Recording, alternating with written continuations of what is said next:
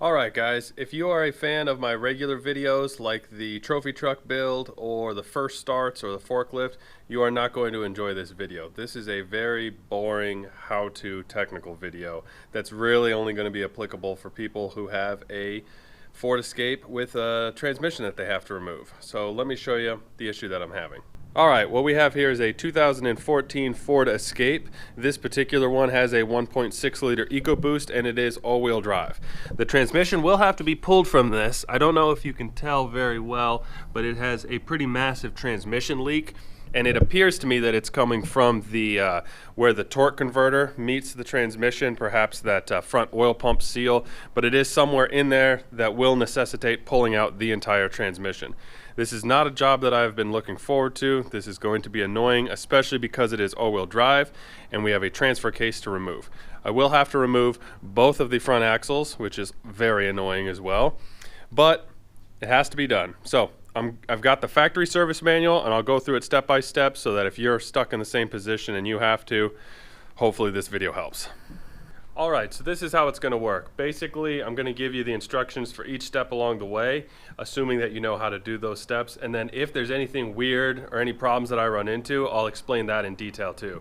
So for instance, I'll say, let's go ahead and remove this battery cover. You will remove the battery, the air box, the air intake hose, and the intake temperature sensor. And it is pretty expected that you'll be able to know how to get all of those out, but if I end up running into some issue where there's some little clip or something that makes it annoying, I will make sure to point that out for you. Now before you remove the battery, what I always do is I always roll the window all the way down, only because it's got electric locks, and if it locks itself somehow, or when you hook the battery back up, if the keys were inadvertently left in it or whatever, that's just always a little precaution that I take. So let's go ahead and jump right in and remove those parts. Alright, this is what I've removed so far. Let me show you a couple things here. First of all, it's a little bit hard to tell. This little clip here on this, I don't even know what this is, heater, solenoid valve of some sorts.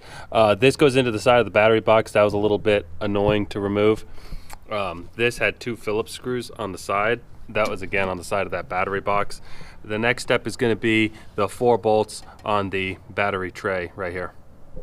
Alright, I got the battery tray out, and then the next thing was to remove the shifter here, and there's just 2 bolts for that, and then this top part here that clips in to the actual shifter right there, this just pops out. Be careful when you're prying it that you pry it straight up so that you don't damage the plastic collar, and set that off to the side. Alright guys, this is getting worse by the second here. I thought I'd be able to get it out without having to pull off this front top cowl, but I cannot. Now there's these little clips here on the bottom, and then you do have to take off the nuts that are on the windshield wiper arms. So here's the windshield wiper arms, here's the cowl off, and then these are the little clips that are used. So you just pull the clips off and then it pops right out. And then now I got to take off this this other cowl, and this has to be done because I have to hold the engine up while I pull the transmission out, because there's a transmission mount here and then there's an engine mount on the other side, and if you were to pull the transmission out without the engine being supported, it would obviously settle down. Now if you're doing this without a lift, you're doing it on the ground, you could obviously use a jack to hold up the engine, but this will be on the lift, so for me I have to take off this top piece next. Alright, I got the lower piece of the front cowl off. It's just 4 bolts, 2 on each side, and then it pops right out. Now the next thing I have to do here, you've got this air tube that runs along the side here, and the reason we have to get that out, I don't know if you can see yet, but there are 2 bolts, and my fingers are on right here, that are for the engine lift, which is a little it's a little bracket that bolts in there that you lift the engine up with, and this tube will interfere with it if you don't remove it. Looks like you could probably pinch it while you lift the motor up, so better to take that off now. That's the next step. Alright, so looking at the service manual here is the contraption that Ford wants you to buy in order to hold the engine up. And the only purpose for that is literally just to hold the engine up, because the motor mount, or the transmission mount rather, which I've already removed here, is what supports it on this side. So this is the contraption that I've built. It's pretty straightforward. It's just a strut bar here. I think this one I got from a commercial building where it was holding up their air conditioners. And then I used a floor jack to hold up the transmission so that I could remove the transmission mount, and then I just used a straight bar here and I welded on a little tab with a little bolt here just to add a little bit more support. Now the goal here, you've already got an engine mount right here. I don't know how well you can see it, but this bolt, and then here's the actual engine mount. So it's being held up on that side by that mount, and then over here it's being held up by that mount. So the goal is to get as much of the strength right here as close to the engine mount. And for this, there's 2 bolts here, and there's another little bracket that you can buy from Ford, but I just removed one of these brackets that comes on. I think it's a Ford Ranger 2.3. They leave the engine hooks on. In this case, they didn't. So I removed the engine hook off of just a spare part that I had, and then have a little bracket here. I don't know what this is called, an eyelet bolt, I guess. And then I tighten this up, and I've since released the tension with the jack, so it is holding it up, and you can see it bows just a little bit. But this engine only weighs 240 pounds, I believe, and so it's only holding up that plus the transmission, and then once the transmission's out, obviously it's not going to be holding that up. There is a third mount on the bottom. It's similar to those dog bone shaped ones, and that is mounted, I believe, to the transfer case that is mounted to. So I will have to remove that. When I'm underneath there, I may do some kind of extra support just so that nothing moves while I'm under there, but we'll cross that bridge when we get there. Let's just keep going. All right, the next thing I removed, there's 2 8mm bolts that are holding in the transmission cooler lines.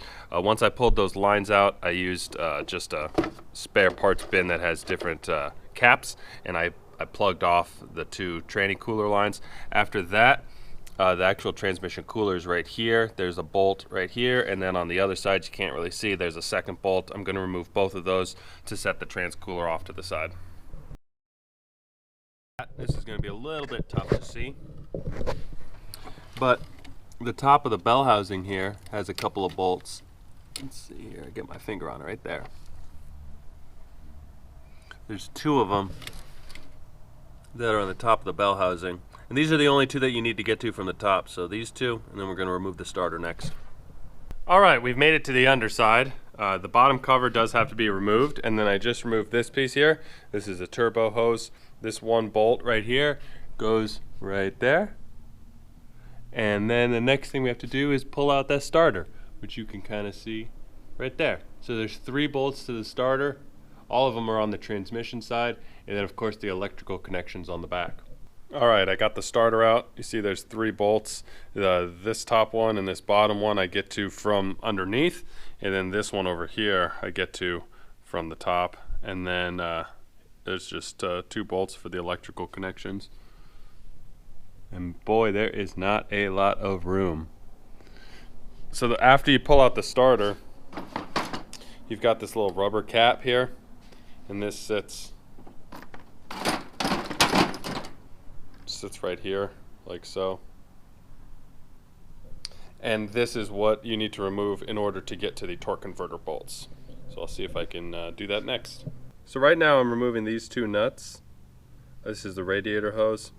It shows that there's 2 more on the bottom, but on my particular model it doesn't have this bottom portion of this bracket. It only has the top portion.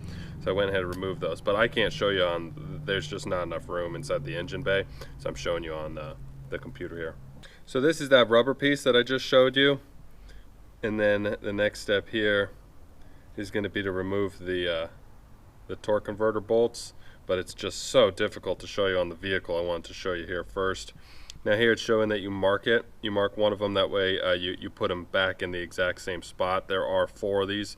Now let me show you on the vehicle how to get to it.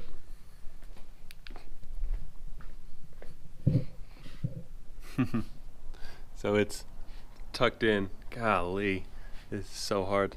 I don't know if you can see my finger up there. Right here. And then I have a 18mm socket hooked up to the crank, and you have to remember to only rotate it clockwise. And that's because of the timing chains. The timing chains have a tensioner. Obviously, it's designed to only rotate one way, and that's the normal operating direction. So if you turn it too far and you miss the bolt, just keep on going around until you get it on the next try. But there are 4 of them, and then mark one of them so that you can put the torque converter back in the correct spot. All right, the next step here is to go ahead and drain the fluid.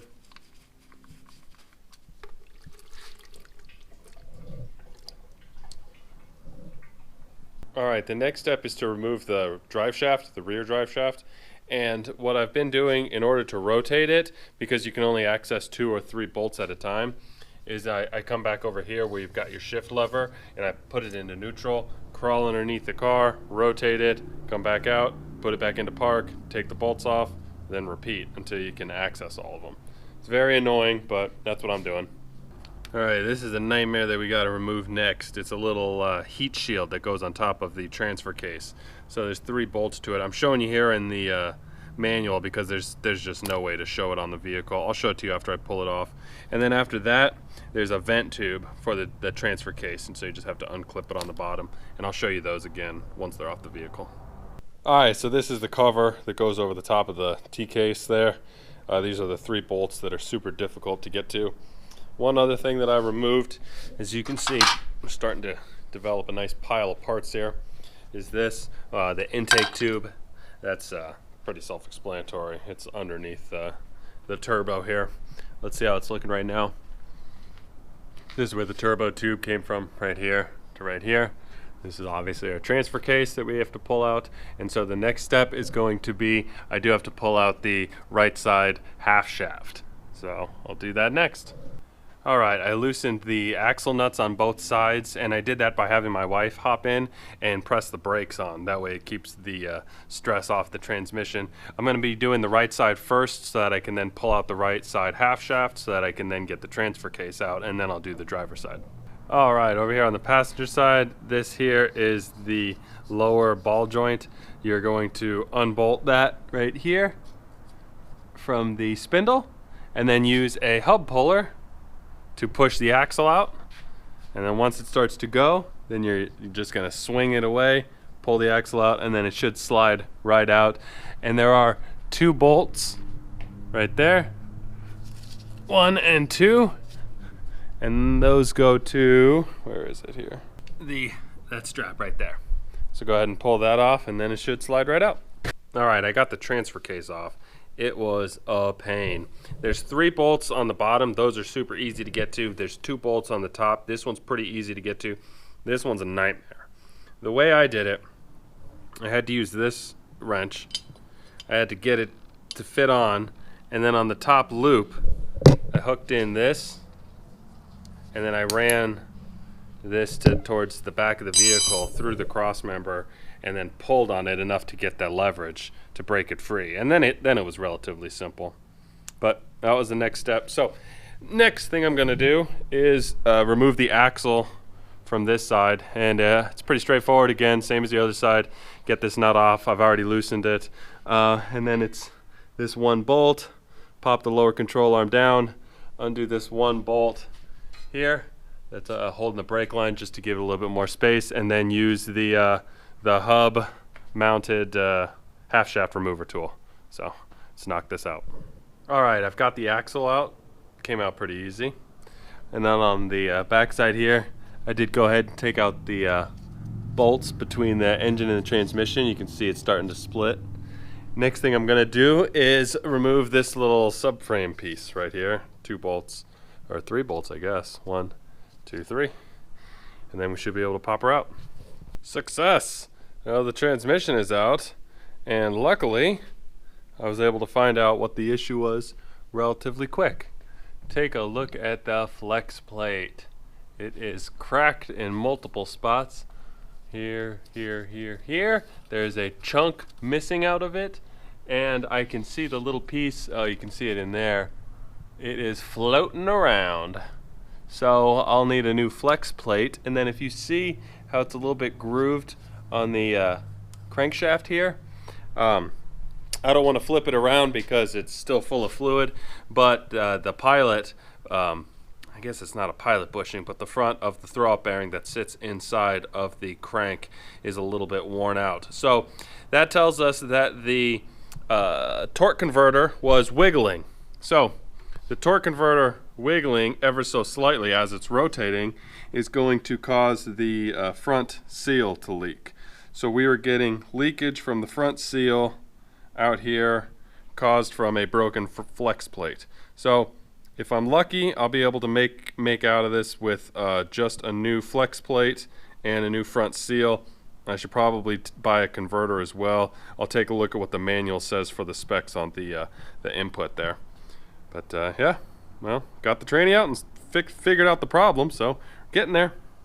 All right, if you've made it this far in the video, you're either incredibly bored or you're also stuck in a position where you had to pull this transmission out. Now, I don't know what the issue is going to be with your transmission, obviously, what it needs or why it had to come out, but I'll show you what's going on with mine just so you can know what I was doing. Now, this here is the transmission oil pump, and in this case I'm going to have to replace the entire unit because there's a ring on the inside there which acts as a type of like a bushing or a bearing for the torque converter to ride on. And if you look at the torque converter, you see that it is damaged right here. It just doesn't look as nice and clean and polished, and we know that the broken flex plate was allowing it to wobble while it was spinning. So gosh, maybe I can show you guys once it's out what it looks like in there, but you can see specifically on this side it was pushing pretty hard against that. So this whole piece is bolted in from the back side, and that's actually attached to the filter on the bottom, so it'd be a good time to replace the filter anyway. So what I've ordered up is I've ordered a new torque converter, new seal, new oil pump filter, and then a few of the seals and gaskets that are required to do that. So I'm not going to have to rebuild the back half of the transmission, which is fantastic because I really do not want to do that, but I do need to pull this cover off from here off just to get to the oil pump there so that I can then get those from Ford, put it back together. But I'll do that next. I should mention that to do that, according to the manual, it's pretty straightforward. You just see there's a whole bunch of bolts that are holding it in, including a couple on the inside here. Once all those bolts are removed, I'm going to flip it over so that it's sitting on the back side there, and then just has you using a pry bar, like right here. See where that tab sticks out, pry bar in there. Should just pop this sucker right off. I'll flip it upside down, and then the oil pump bolts on from the back, and we'll reinspect. Alright, here's what the inside's looking like. Kind of cool to see. This is the oil pump that I have to remove, and then here's the filter. Everything seems to be in good shape so far. I haven't seen any issues, but I'll pull off this oil pump and flip it around and see if I can show you the damage. Alright, here is the two oil pumps side by side. Obviously this is the new one. It's really difficult to see what went wrong, but I'll try and show you anyways. Here, if you look closely, you see those little tiny circles on the inside. That's like a type of bushing bearing. And then on this side, we don't see any. It's totally smooth right there.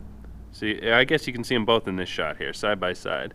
This side smooth, this side has those little holes, so you can tell that the bushing is pretty well worn from the torque converter being cocked just a little bit.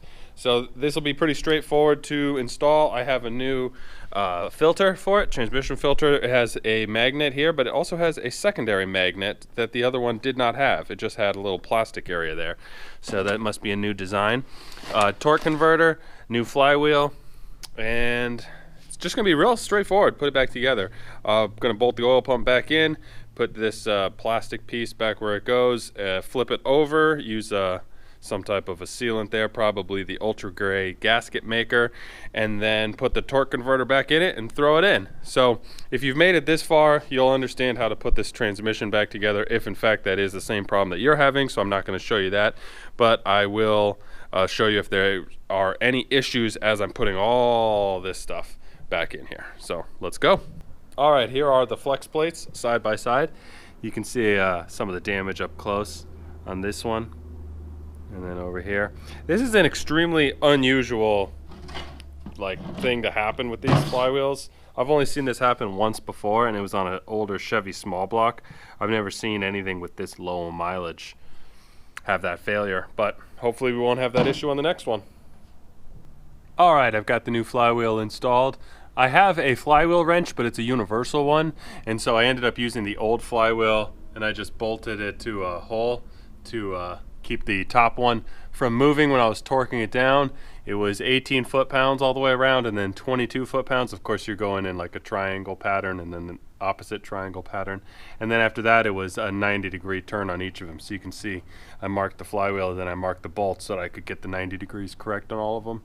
And now I'm ready to remove this and get that transmission up in there. Alright guys, I got the torque converter in. I wanted to show you just because it was a little bit annoying. I ended up using a ruler here so that I could measure the distance between the surface of the torque converter here and the bell housing or torque converter housing here. And then I went over on the vehicle and I measured the distance here between again the engine housing and then where the torque converter mounts, and I kept trying and it just was not seating properly. And so what I ended up finally doing, you see these green marks here, these green marks align with these green marks, so that I ended up having it about like so, and that told me where the markings were for the gerotor input, because it does have to slide into that oil pump. And man, I just kept trying. Unfortunately, when you push it in, if you turn it at all, it can turn the gerotor. I guess that's the rotor in there. And so you have to kind of pull it out and then move it and clock it and keep trying. But it took me 4 or 5 tries to get this sucker in, so I thought I'd mention that to you. But hey, now it's in. So let's get ready to throw the transmission in.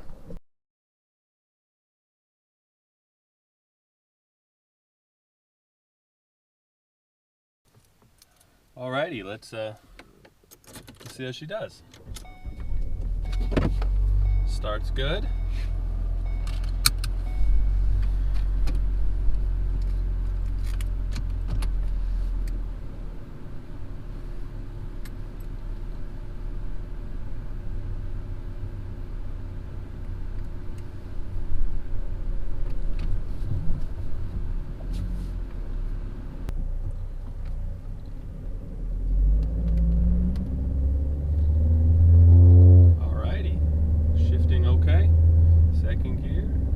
Third gear.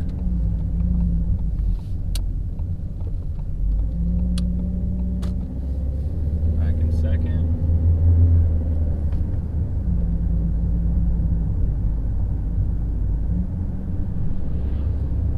There you have it. No noises, no vibrations, shifts fine. Simple fix. That was actually super annoying. It really bothers me when something breaks on a new car, because you spend all this time and money fixing it just to get it to exactly where it was before. I like it a lot better when you get to do something to make a car better, but that's not always the case.